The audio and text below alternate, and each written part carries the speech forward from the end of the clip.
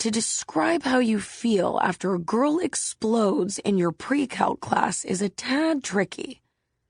I imagine it's similar to how you feel when any tragedy comes hurtling into your life.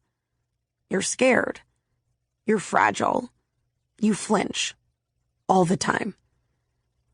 You may have never even thought about what holds life together. Until, of course, it comes apart. Same with our bodies.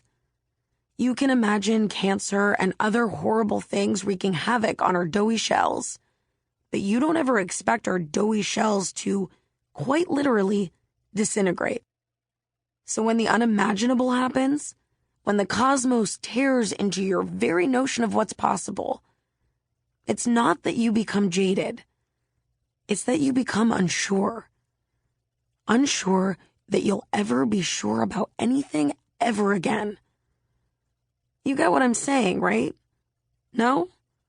Well, you will.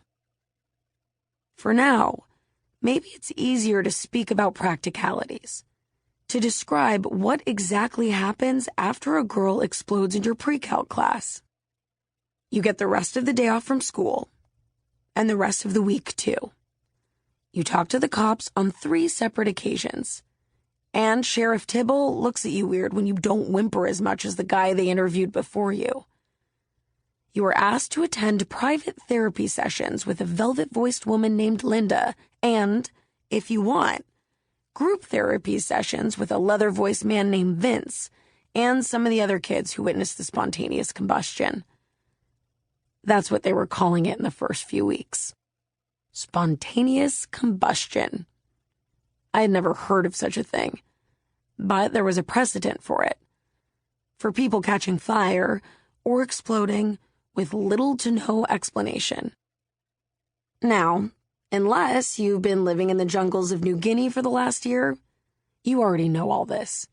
But if you want a refresher on the history of spontaneous combustion, head on over to Wikipedia.